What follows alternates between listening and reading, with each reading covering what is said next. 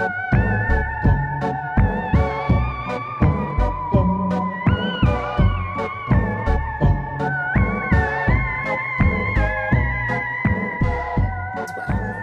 right, let's get started. Hello, everybody. Welcome into Rock Painting 101. I see a couple of you sharing. You can say where you're watching from state-wise, let people know. We're going to be doing these fun, adorable little ghosts. They're so cute and easy, and you know what? You can doodle them on whatever you want. Obviously, I'm doing rocks today. You can make little greeting cards with them. They're just really fun, and they're pretty hard to mess up once you see how they're done. So if anybody ever took art classes back in the day, we all had to do this draping fabric or sheet that we had to learn to draw. So this kind of goes back that way. So I've got a few little rocks here. I'm gonna do 3 of them here. You'll see how fast they're done. It looks like there's a few people coming in now, so the notification must be out there. Get this pulled up on my screen so I can make sure I got all messed up when I went to go share. Well, I'll just try to look overhead. My computer screen is freezing.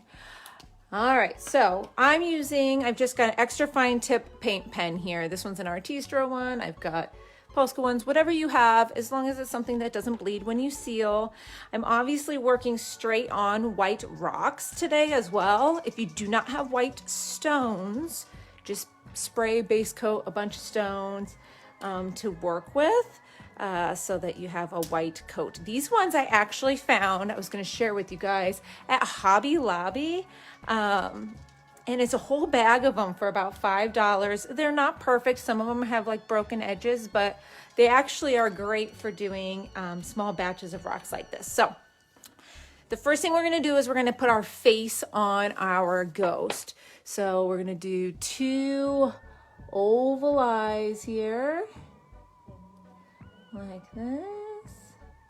And you can make these as big or as small as you want, and it's a circle mouth is what I do. Now you can make your faces however you want, but you do want your face on here to get yourself started, because you'll see it's going to give us a point to head to for making our folds in our cloth. So we're going to arch over our head. I like to taper in slightly, like as if a ghost has like a little neck. And then you're going to carry it down and create an edge on either side, and you can have it go out as far as you want, like that. Now we're going to make a wavy line heading across the bottom. So you can kind of curl it in this way, curl it in this way, however you want to connect those dots. And after you see one of these done, you'll be able to decide how you want and how many ripples that you feel comfortable doing. So from this point, that mouth dot is going to be where we're going to create all of our lines towards. It's kind of like when you do those forced 3D images. So anywhere there's a bend in your sheet or your ghost, you're going to create a line up and towards that dot. So right here at this tip, we're going to go up and towards the dot. This tip here, so kind of up and towards the dot. There's a little bit of a fold here. You can kind of create a secondary one if you want, or you can wait till later. Also down here, the back side, we are going to stop at the bottom. That's where we're going to do our shadows, but still towards that dot. So right at the tip, towards the dot, and same with this one here. Like that, okay? Now anytime that it lands under, we're going to fill that area in dark to create that kind of shadow under there. Now, like I said before, some of these little bends and folds you can add extra little lines to if you want to. That one I don't want to do just because it's too equal with this one. But you always want these to kind of come up and towards your dot.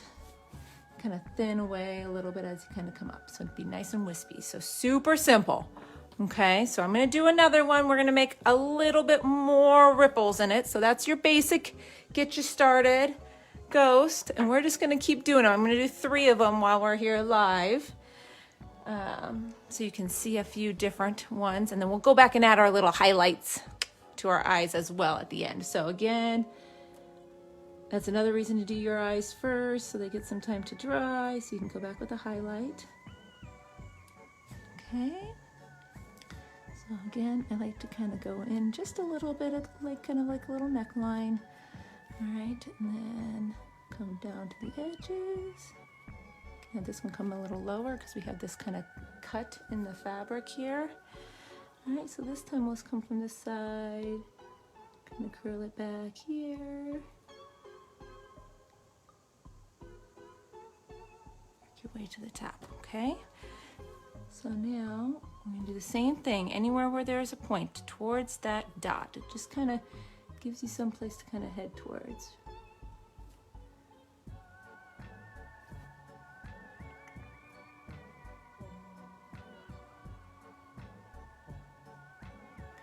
Like that, and we'll fill in these spaces down here. There we go.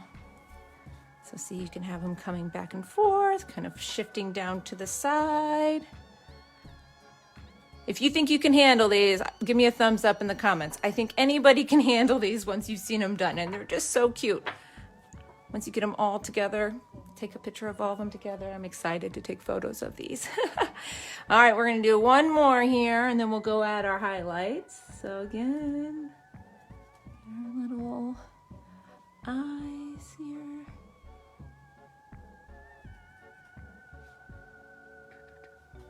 Okay, and you can go back and even out your eyes. I'm kind of at a funny angle, so sometimes once I look at them overhead, they look a little wonky. All right, so head here.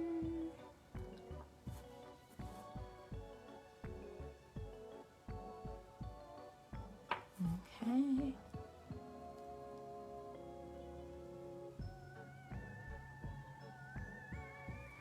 There, we add a couple little more wiggles on that one. That one almost filled in itself when I did my line. Same with this one, it's gonna be a small little shadow, but just that little bit of fill makes a big difference. So now we've got a point here, we're gonna come up towards that mouth. Here's a point here, up towards the mouth. And this is what I'm talking about. When you have kind of a straight vertical down, you can come in here and kind of create another line, a little wrinkle. It doesn't necessarily have to have a shadow. Even out this eye a little bit here. It looks a little strange. Here we go. Let's check out these other ones here. Sorry, went out of frame for that one. All right. Go back and just make my eyes a little more symmetrical. Now I already added dots on these over here, as you can see. If you've got really little eyes, one little highlight might be sufficient. But if you've got a bigger eye, you might want to do 2 dots on there. If you're not comfortable going straight to rocks, you guys, you can practice on paper too. Look at all these guys. I did a whole bunch. I even did a purple one over here. So feel free to practice on paper first to get kind of the rhythm down a little bit if you need to. There's no shame in that. I do it all the time. All right, so now I've just got my white extra fine tip. Which one did I do first? I don't even remember. This was the first one I did, right? So we're just gonna come in here, upper right-hand corner, and I dot, dot, dot. I don't sit and wiggle, especially since I'm going on top of something I just painted. If you dot, dot, dot, you can get it to be a little bit bigger without fear of pulling up the black. So dot, dot, dot, dot, like that, okay? I did this one next. I should have told you if you're gonna do this to leave a little ghost emoji, not a thumbs up. Cute little ghost emoji. Okay. Last one here. So thank you to everybody that joined in live today. I know this one was really short and sweet, but sometimes aren't those the best rocks? Line these guys all up together, my little ghost family. There we go. So I hope you enjoyed this quick and easy tutorial.